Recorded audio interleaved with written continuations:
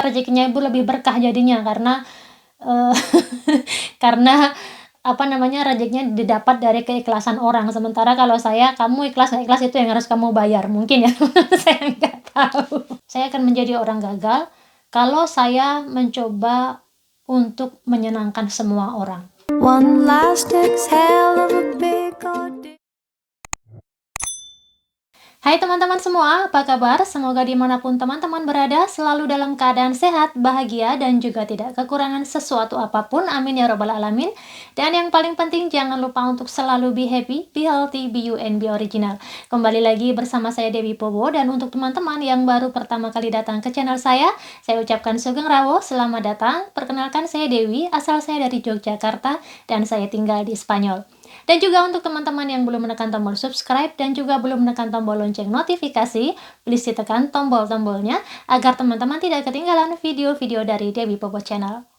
Hari ini kita akan ngobrol ringan lagi ya teman-teman, sharing kehidupan tentang kehidupan saya khususnya di Spanyol. Dan video ini adalah video untuk melanjutkan video yang pernah saya buat sebelumnya beberapa waktu yang lalu tentang apa pekerjaan saya di Spanyol. Dan untuk teman-teman yang belum nonton, teman-teman bisa klik link video di deskripsi video di bawah ya. Jadi waktu itu saya pernah bercerita tentang pekerjaan saya yang tentu saja berbeda dengan yang akan saya bahas kali ini di video ini. So teman-teman pastikan kalau teman-teman belum nonton, teman-teman nonton yang video sebelumnya juga. Dulu saya di Indonesia, sewaktu saya belum menikah dengan suami, pekerjaan saya itu adalah mengajar, dan saya mengajar di perguruan tinggi ya teman-teman. Bidang ilmu saya itu adalah matematika dan ilmu komputer. Jadi mata kuliah yang saya pegang itu yang berhubungan dengan matematika dan ilmu komputer ya, termasuk sistem informasi, teknik informatika, dan ilmu-ilmu yang berelasi dengan mata kuliah dengan bidang saya gitu. Dengan background pendidikan saya dan juga histori pekerjaan saya di Indonesia, apakah saya tidak tertarik untuk bekerja di sini, di Eropa, bekerja pada perusahaan atau pada instansi gitu ya teman-teman. Kenapa saya tidak mencoba? Kenapa saya memilih menjadi tukang pijat di sini? Apakah karena tidak ada yang mau menerima saya bekerja di instansi atau perusahaan? Sejujurnya saya belum pernah mencoba teman-teman. Apakah karena ilmu saya di sini yang dari Indonesia itu tidak bisa dipakai di sini, saya tidak tahu karena saya belum pernah coba ya teman-teman. Hanya saja alasannya kenapa saya tidak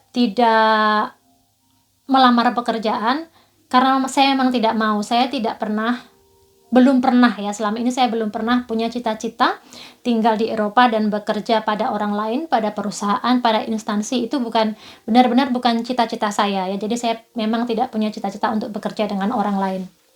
Kenapa? Karena pola hidup kami, saya dan suami itu agak sedikit berbeda dengan kebanyakan orang lain, teman-teman. Kita tidak bisa stay tinggal di satu tempat sepanjang tahun. Karena kalau misalnya saya bekerja pada sebuah instansi tertentu atau perusahaan tertentu dan suami juga, itu rata-rata ya, tidak semua, tapi rata-rata dia akan stay di tempat itu karena ada ikatan kerja ya, jadi tidak bisa berpindah-pindah gitu, tidak bisa. Sementara saya dan suami itu hidupnya berpindah-pindah teman-teman. Kita tidak menetap di satu tempat sepanjang tahun gitu selama ini ya teman-teman, belum pernah seperti itu. Jadi kita itu berpindah-pindah, misalnya sekarang ini saya berada di sini di Castellón gitu ya, kemudian nanti kita pindah lagi di rumah yang lain gitu ya, di lokasinya yang lain. Kemudian nanti summer kita pindah lagi ke tempat yang lain, selalu begitu. Jadi polanya itu kita berpindah-pindah, dan karena pola hidup kita yang berpindah-pindah, kita tidak bisa bekerja dan menetap di satu tempat. Kita tidak bisa sama sekali. Jadi kita harus mencari pekerjaan atau kita harus punya usaha yang bisa atau sesuai dengan pola hidup kita. Saya kok bisa jadi tukang pijit di Spanyol ya teman-teman. Jadi ceritanya itu adalah awal mulanya itu sahabat suami saya, karena waktu itu saya belum terlalu kenal ya, dia berlibur ke Bali kebetulan dengan saya dan suami juga, dan dia mencoba untuk pijat di salah satu tempat pijat di Bali dan dia suka sekali. Oh ya, teman saya ini tinggalnya di regional Andalusia ya, tepatnya di Provinsi Cádiz, tapi sudah dekat berbatasan dengan Provinsi Malaga, dia tinggalnya di sana. Dan saya dan suami itu tinggalnya di Regional Valenciana. Cuman kalau musim panas, saya dan suami itu pindah rumah, kita itu tinggalnya di Provinsi Cádiz, di dekat rumahnya dia, dekat tempat usahanya dia. Dan beliau ini adalah salah satu pemilik bir bar bir. Beliau ini adalah salah satu pemilik beach bar club di Soto Grande. Nah, Soto Grande ini adalah salah satu area di mana orang-orang kaya secara materi itu tinggal, terutama pada saat musim panas. Dan saya dan suami itu kebetulan kalau musim panas kita tinggal di sana karena memang ada keperluan kita tinggal di sana, dan selain juga untuk liburan ya, teman-teman. Jadi waktu saya tinggal di Soto Grande ini, teman saya ini bilang, karena saya benar-benar nggak ngapa-ngapain gitu, dan saya biasa aktif dan produktif, jadi ketika saya itu nggak ngapa-ngapain itu apa ya teman-teman, gatel juga, I have to do something gitu, saya harus melakukan sesuatu gitu.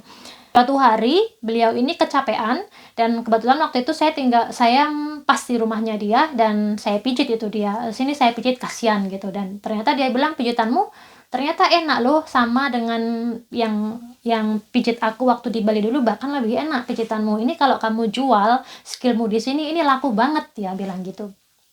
Dan saya waktu itu saya masih agak belum percaya diri ya, teman-teman. Saya nggak punya background apa-apa gitu. Terus dia bilang, kamu harus mijit nih di sini, aku bisa carikan kamu klien. Jadi singkat ceritanya, waktu dia bilang begitu itu dan menawarkan bahwa dia akan mencari kalau saya mau, dia bisa membantu untuk mencarikan klien itu, saya mulai membuat modul pijat waktu itu. Biar maksudnya gini loh teman-teman, saya ngerti caranya mijat, tapi saya harus punya modul agar itu kayak ada standar operasional prosedurnya gitu loh, kayak ada SOP-nya gitu, biar nggak sembarangan, biar nggak kemarin kayaknya di sini dia pegang, sekarang enggak gitu. Saya bikin modul, saya pelajari modulnya.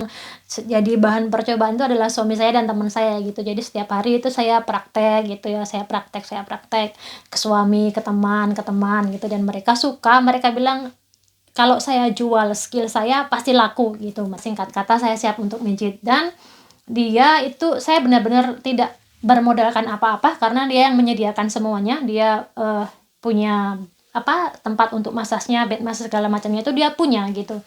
Dan dia itu bilangnya, sebaiknya kamu bikinnya eksklusif saja, dia bilang itu. Maksudnya eksklusif adalah tidak semua orang bisa datang ke tempat kamu, tapi harus orang-orang tertentu dan harus by appointment gitu. Untuk tarif, teman saya itu juga membantu saya gitu. Saya bilang, beliau bilang jangan pasang tarif biasa, jangan pasang tarif rendah seperti di tempat-tempat lain, karena ini tempatnya spesial, dia bilang gitu. Kemudian saya tahu kalau di sini di Castellón atau di kota-kota yang bukan yang kota-kota lumrah gitu ya, maksudnya penduduk lokal tinggal di situ dengan kehidupan biasa gitu, antara 25 sampai dengan 35, terutama di Castellón ya teman-teman, di tempat saya tinggal tuh sekitar segitu untuk rate 1 jamnya.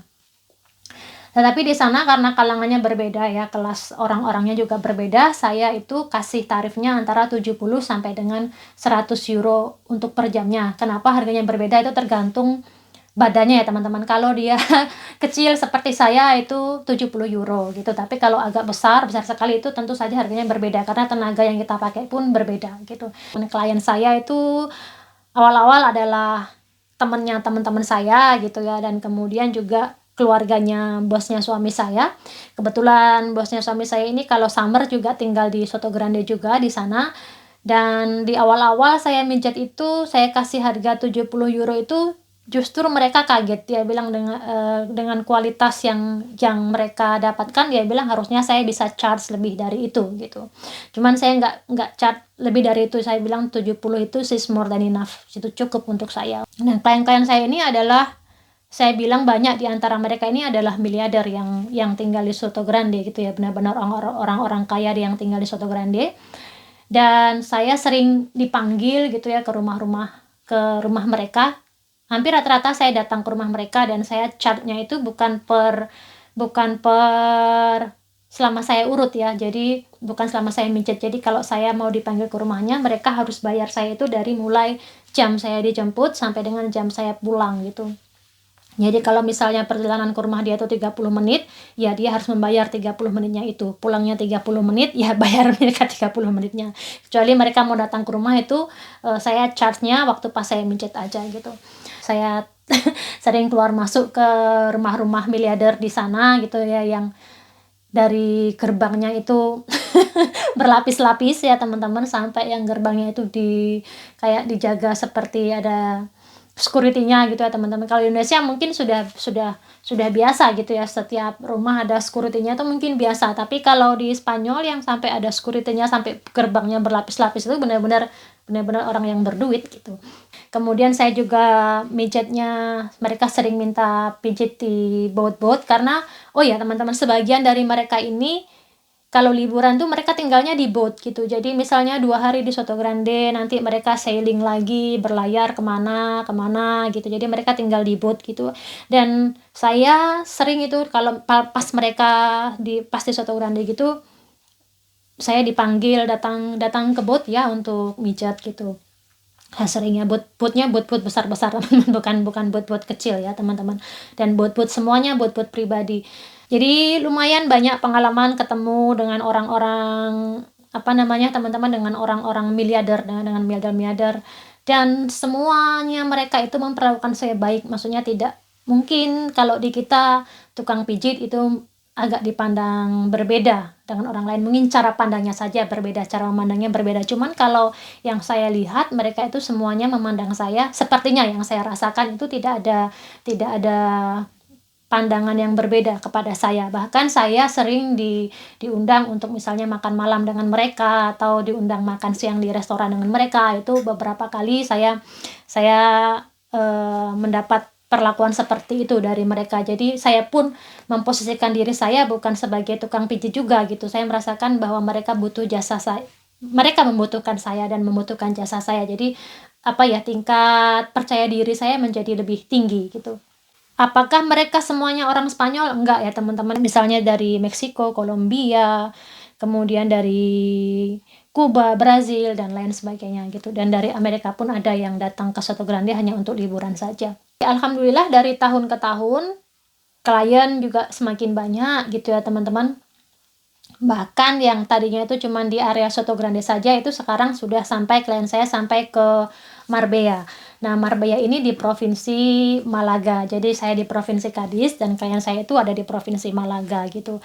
Lumayan jauh, jadi mereka lumayan mengeluarkan banyak uang juga, kecuali mereka datang ke tempat saya ya. Tapi kalau saya harus dipanggil ke sana, itu mereka lumayan banyak mengeluarkan uang untuk mendapatkan jasa saya. Dari mana saya bisa belajar pijat gitu ya. Ibu saya itu adalah tukang pijat teman-teman. Saya ceritakan nanti di lain waktu ya. Salah satu profesi ibu saya ini adalah perempuan yang multitalenta juga, super multitalenta juga, dan salah satu profesinya beliau ini adalah tukang pijit juga gitu seperti saya. Lain kali saya mungkin, kalau teman-teman ingin tahu tentang bagaimana seorang ibu yang mendidik saya gitu ya, lain kali saya ceritakan tentang ibu saya. Tapi saya banyak belajar pijat itu dari ibu juga. Dan saya juga, saya campurkan apa yang dasarnya dari beliau ini, saya campurkan juga dengan pengalaman-pengalaman saya waktu saya dipijit oleh terapis-terapis yang lain. Saya suka pijit teman-teman. Jadi sewaktu saya jauh dari ibu itu, kalau saya capek, saya pergi ke tukang pijit juga gitu. Dan karena saya berpindah-pindah juga, jadi saya tahu, punya pengalaman merasakan dipijit oleh banyak orang dari banyak tempat. Dan saya tuh selalu ingat kalau misalnya, ingat tuh kalau di sana tuh mijitnya yang enak bagian sini, enak banget kalau di tempat yang lain. Kita tahu lah ya, maksudnya kita bisa bandingkan gitu. Nah, apa-apa yang saya suka dari tempat-tempat pijit itu saya gabungkan jadi satu gitu, karena kalau saya merasa enak, mungkin orang lain juga akan merasakan yang sama gitu, pikiran saya gitu. Jadi itu saya bikin dalam satu modul pijat dari ibu, dari semua orang itu, dan itu saya jadikan modal pijat, dan itu saya jadikan modal untuk mijit. Kenapa saya di sini tidak mijat di sini ya teman-teman? Ya karena itu teman-teman, di sini tarifnya lebih rendah yang pertama. Yang kedua itu di sini apalagi sudah ada Matilde ya, Matilde sekolah, saya harus lebih banyak mendampingi Matilde. Kalau di sana kan hitungannya kita liburan gitu ya teman-teman, kita liburan, Matilde libur gitu, Matilde di summer camp gitu ya, di sekolah dadakan musim panas di sana. Dan dia bisa bermain di sana, maksudnya tidak ada tugas sekolah yang saya tidak harus mendampingi sepanjang waktu Matilde kalau di sana, karena dia punya having fun dengan teman-temannya, jadi saya bisa berkarya juga, dan suami juga bekerja juga di sana. Suami saya bekerja, saya mungkin belum bilang ya teman-teman, suami saya itu bekerjanya kalau musim panas saja, bekerja ke kantor orang itu cuman kalau musim panas aja. Dan di sini saya harus lebih siaga untuk keluarga, untuk Matilde, karena Matilde di sini sekolah ya teman-teman, saya harus lebih banyak meluangkan waktu untuk keluarga di sini. Jadi saya memang sengaja memilih untuk tidak bekerja di sini gitu. Bekerja di kantor atau sebagai tukang pijat. Karena kalau hanya untuk uang saku, saya kira dari hasil pijit saya 2 sampai 3 bulan itu sudah jauh lebih dari cukup untuk uang jajan saya gitu ya, untuk beli beli iseng-iseng itu udah lebih dari cukup untuk saya di sini. Dan biasanya sehari itu saya membatasi juga teman-teman, tidak bisa, karena pijit itu juga memforsir tenaga juga, olahraga juga. Paling saya batasi 5 maksimal 6 gitu. Saya renungi itu ternyata kalau saya ya menyiapkan diri saya sebaik mungkin, saya bekali kemampuan diri saya dengan banyak hal gitu. Ternyata jika suatu saat profesi saya itu tidak bisa saya jalankan di tempat baru saya, ada bekal lain yang bisa menyelamatkan hidup saya gitu. Bukan berarti bahwa kalau saya tidak melakukan itu, saya tidak selamat gitu, tapi ada nilai-nilai lebih yang bisa kita dapatkan gitu dengan bekal kemampuan yang cukup dari diri kita. Bukan hanya sekedar materi yang saya dapatkan dari mereka, tapi juga dari 1 jam, 1,5 jam memijat, dan kadang-kadang tidak sedikit juga mereka yang mengajak ngobrol. Pengalaman saya bertambah, bagaimana mereka memandang kehidupan, bagaimana mereka berusaha, bagaimana mereka memandang hubungan kemanusiaan antara yang satu dengan yang lainnya. Saya banyak belajar dari orang-orang ini, dan saya bilangnya memang mereka bukan orang-orang sembarangan ya teman-teman, pebisnis. Rata-rata mereka adalah pebisnis, dan klien saya ini semuanya adalah perempuan. Kenapa saya sengaja memilih perempuan ya teman-teman? Itu pertama karena juga ada juga sebagian stigma yang berpikir bahwa kalau perempuan Asia yang datang ke Eropa atau ke negara lain kemudian profesinya adalah tukang pijit, dianggap ada sebelah mata gitu loh, teman-teman tahu maksud saya ya.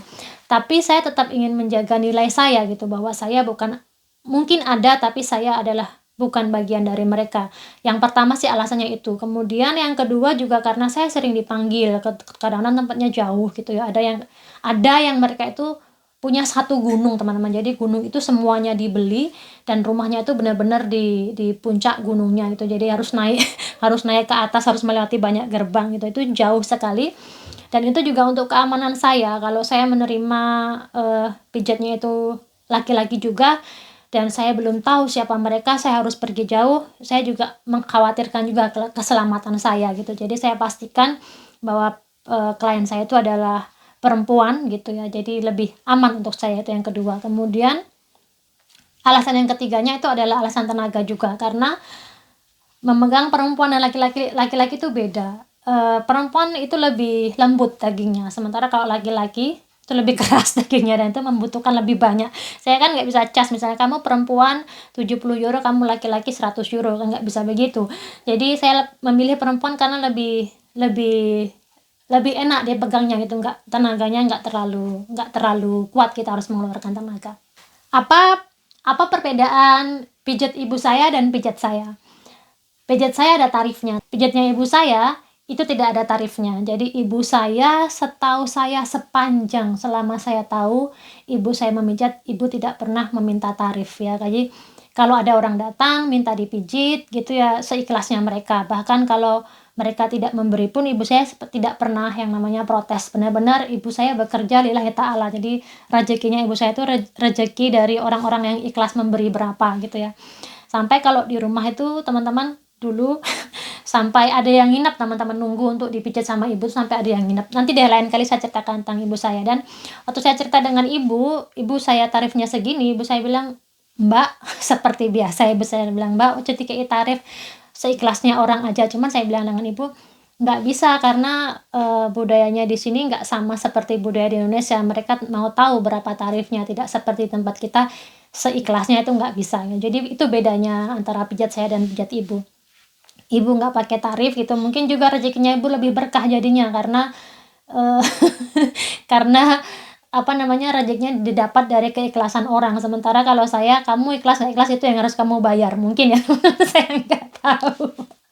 Dan saya mempertahankan tarif saya, karena dengan tarif itu mempermudah saya juga. Sebenarnya kalau saya mau turunkan misalnya di 35 seperti rata-rata kebanyakan di daerah-daerah lain, bisa saja teman-teman, dan saya yakin klien pun akan banyak sekali, tetapi bukan quantity yang saya mau, tapi quality-nya. Jadi misalnya kalau saya pasang tarif €70 1 jam 1 orang, tapi kalau saya pasang tarif €35 untuk mendapatkan €70 saya butuh 2 jam bekerja.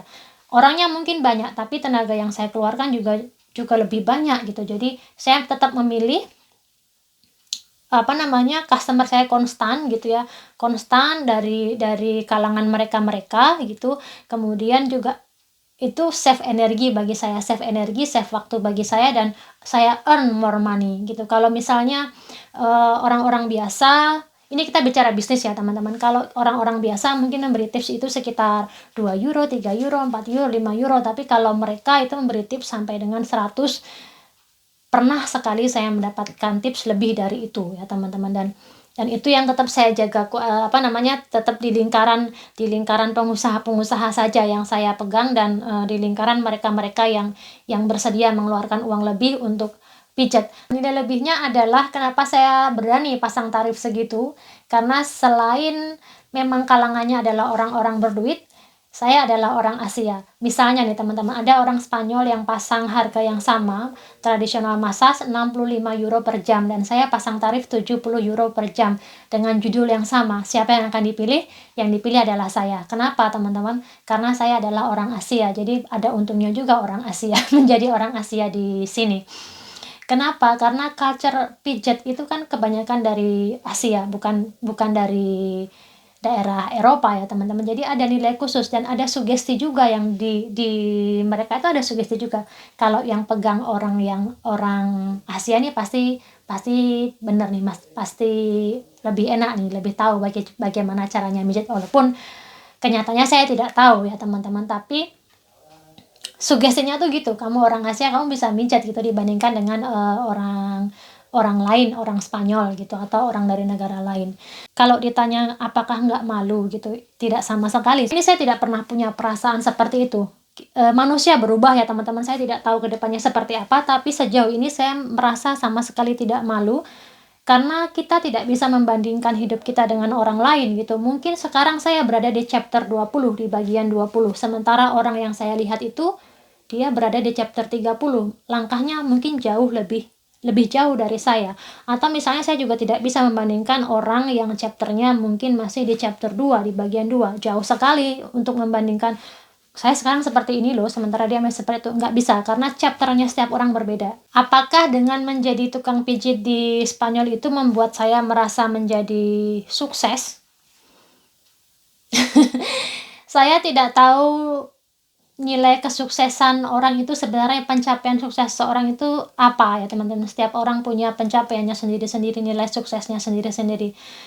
Tetapi justru saya tahu apa itu kegagalan gitu. Jadi saya bilang saya gagal, saya akan menjadi orang gagal kalau saya mencoba untuk menyenangkan semua orang. Karena saya tahu itu tidak akan bisa gitu, saya tidak akan bisa menyenangkan semua orang, atau saya tidak bisa memenuhi semua ekspektasi orang terhadap saya tidak bisa. Dan kalau saya mencoba untuk menjadi itu, saya akan menjadi orang yang gagal gitu. Jadi saya tidak bilang saya adalah orang yang berhasil dari dosen menjadi tukang pijit di Eropa, saya sukses gitu. Karena melihat kesuksesan seorang itu juga kita punya perspektif yang berbeda-beda gitu. Tapi justru saya tahu saya akan menjadi gagal kalau saya mencoba untuk menyenangkan semua orang. Saya tidak bisa teman-teman. Jadi saya cukup tahu apa yang membuat saya senang, apa yang membuat keluarga saya bahagia, apa yang saya butuhkan dalam hidup saya gitu. Saya pikir sesederhana itu saja sih. Jadi teman-teman, saya adalah seorang tukang pijit di Spanyol ya teman-teman. Saya bekerja 2 sampai 3 bulan dalam setahun, tetapi alhamdulillah penghasilan saya itu mungkin bisa dibilang sama, atau saya bisa bilang mungkin justru lebih dari orang yang bekerja 1 tahun penuh di Spanyol ya teman-teman. Alhamdulillah sekali. Mungkin dari cerita saya ini bisa menginspirasi teman-teman gitu ya, untuk lebih baik lagi, jauh lebih baik dari saya gitu, untuk membekali diri dengan banyak hal baru, dengan ilmu-ilmu baru, tidak fokus pada satu ilmu saja, karena kita tidak pernah tahu kehidupan kita ke depannya akan bagaimana, kita tidak pernah tahu, tapi kalau kita cukup membekali diri kita dengan banyak hal, kita akan bisa survive untuk kehidupan ke depannya gitu. Jadi walaupun saya sekarang tidak bisa mengajar gitu, ternyata ada ilmu yang justru lebih bermanfaat yang bisa saya terapkan untuk kehidupan saya yang sekarang gitu. Karena sekarang saya tidak bisa bekerja menetap di satu tempat untuk profesi tertentu, dan pekerjaan mijat ini benar-benar cocok di saya karena dengan pola hidup kami yang berpindah-pindah ini cocok di saya gitu. Saya bekerja sesuai dengan jam yang saya yang menentukan hari ini mau jam berapa, hari ini saya mau kerja atau tidak. Jadi saya adalah bos untuk pekerjaan saya sendiri gitu, dan ini sangat suitable untuk pola hidup kami. Mudah-mudahan ada hikmah dan manfaat yang bisa diambil walaupun hanya sedikit debu dari video ini. Mudah-mudahan teman-teman lebih baik dari saya, semua karirnya, semua rezekinya, semua apapun yang teman-teman usahakan lebih lancar, dan yang terpenting semua rezekinya berkah dan bermanfaat untuk banyak orang. Oh ya teman-teman, dan kali ini saya memakai kebaya dari nenek saya. Ini adalah kebaya dari Mbah Putri saya almarhum. Jadi ini jarang saya pakai, hanya saya pakai sesekali saja karena saya eman-eman sayang kalau rusak, karena sudah tua sekali umurnya, kalau takutnya dia nanti rapuh ya teman-teman. Jadi saya suka pakai kebaya, dan kali ini saya ditemani oleh kebaya kutu baru dari Mbah Putri saya. Jangan lupa untuk memberikan like, komen, dan juga share ke seluruh media sosial teman-teman semua. Matur nuwun sudah menonton, dan jangan lupa untuk selalu menjadi diri sendiri. Terima kasih, and I'll see you in the next video. Bye bye.